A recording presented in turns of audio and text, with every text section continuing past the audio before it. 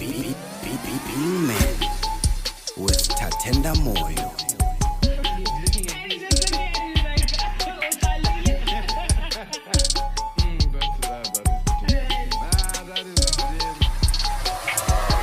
Hello there and welcome to Being Man.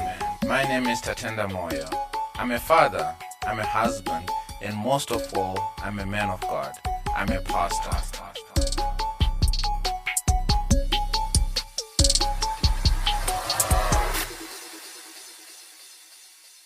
Hello there and welcome to another audio. I trust everyone is in good health, everyone is in good standing with God, with your families and everything that you do. I'm so grateful to be here, honestly speaking. Words cannot begin to express how I am grateful. Grateful for you, grateful for life, grateful for family, grateful for all the lessons, good and bad, everything that has happened in our lives. I believe that everything was orchestrated by God, for His glory. And the reason why I'm alone today, I don't have a guest. So don't expect a ladies and gentlemen, welcome to this big man or this great woman. Why am I being gender specific? Anyway, this is a rap. This is to show how grateful I am to be where I am, from where we started to where we are. 24th of April, we produced our first trail and it was 37 seconds. In fact, the first one was 43 seconds because I kept on redoing and rentaking and doing everything just to make sure that it was perfect, because I am a perfectionist. I think everyone that knows me personally, they can attest to that. If you don't know that I am a perfectionist, now you know. And I'm so thankful for every listener. I'm so thankful for every subscriber. I cannot believe that we did 706 minutes. That's over 10 hours of content. And in the 10 hours of content, there is more hours of editing. There is more hours of cancelling with a guest, and you name it. The frustration, there is load shedding, there is batteries dying, there's always something. And I believe that when you're about to give good content, the devil will try as much to stop you or disqualify you. And I found myself in such instances. And I believe that in your life as well, there comes a time whereby you feel discouraged when you're doing God's things, or when you're doing something that is going to impact the next person. And I believe that the Man Podcast has impacted your life as it has impacted myself. And more than anything, when I record, I still listen to myself. I still listen to the person that I was interviewing or having a conversation with. And I still get so many points afterwards. I'm like, wow, did I just say that? Oh, wow, did they say that part? And when we were recording, I was not even aware, because you're thinking, is it recording? Because there's so many times where I've had guests only to realize that it stopped recording and I didn't see because I was so deep in the conversation. But then that comes with experience, to know that you can still be in the conversation and still look at what your recording devices are doing and making sure that they're recording, because you do not want to lose, or you don't want to go back to the guest and say, yeah, see, I'm so sorry, can I record the last 10 minutes because they did not record properly?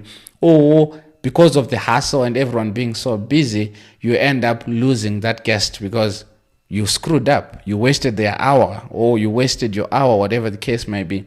So those are some of the challenges that I have encountered, and I thank God for them. I thank God for those challenges, because if it wasn't for those challenges, I wouldn't know what I know right now. And the same thing with you as well. Anyway, the Men Podcast. How did men come about? And over the course of the last year, around November, December, we had a friend, and I'm not going to mention him because I never asked for his permission to mention his name. And he came to shoot a video, a YouTube video. And most of you know that my wife and I have a YouTube channel. And we did an episode on YouTube. Then from there, another episode, then another episode. Then they became family friends, him and his wife. And I still remember we were introduced into another church, coming from another church, And we just believe that it was God that took us into that church or into that dimension to meet those people. Because again, I always say God orchestrates certain individuals to clear your path for the next person, or for you to serve in the next department or next church, next kingdom, whatever the case may be. So because of that, he introduced us into a church, and in that church, just like any other church that I've served into, and I believe I've served in only 2 churches, and that is when I was really down for God, or understood my calling, my God's calling upon my life, and it's always been derived towards social media, digital marketing, design, that kind of thing. So I've always taken a liking to serving God in that department. So we walk into that church, and immediately the serving nature in me, boom, we get in and we're serving.